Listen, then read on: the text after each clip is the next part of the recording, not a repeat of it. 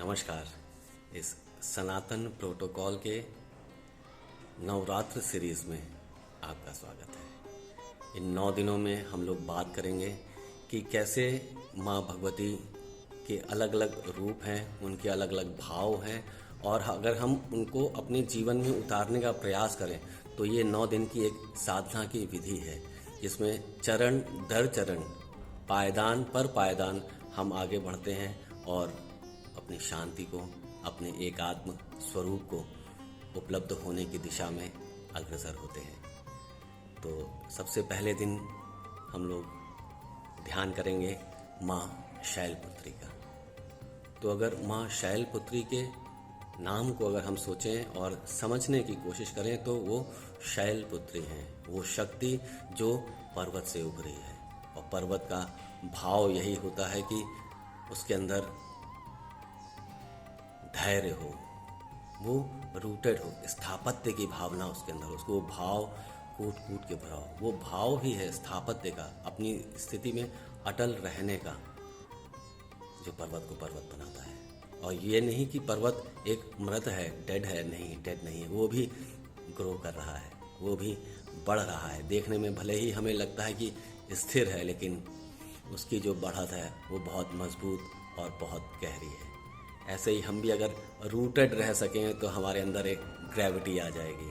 तो इसलिए रूटेड रहने के लिए बहुत ज़रूरी होता है कि हम ग्राउंडेड होने की कोशिश करें। आजकल के युग में हम लोग शूज़ पहने रहते हैं, कपड़े पहने रहते हैं, तो नेचर के साथ में कांटेक्ट ही नहीं हो पाता है। तो कोशिश करें सुबह सुबह शूज़ उतारें, थोड़ा नंगे पैर टहलें, धरती को महसूस करें, इस पृथ्वी को महसूस करें जो हमारा प्रथम तत्व है।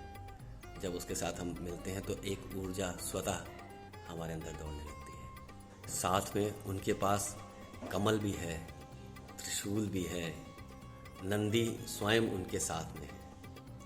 तो देखें, त्रिशूल की तरह हम अपने तीनों रजस, तमस और सत्व उनको संभाल सकें, उनमें सामंजस्य, एक धारा प्रवाह गति जो आपस में एक दूसरे से मिलते रहें, पृथक पृथक होकर व्यवहार ना करें, सामंजस्य में। तो देखेंगे कि जीवन में एक अभूतपूर्व शांति उतरने लगती है। और बात करें कमल की, तो कमल अपने आप में शुचिता का, पवित्रता का प्रतीक है।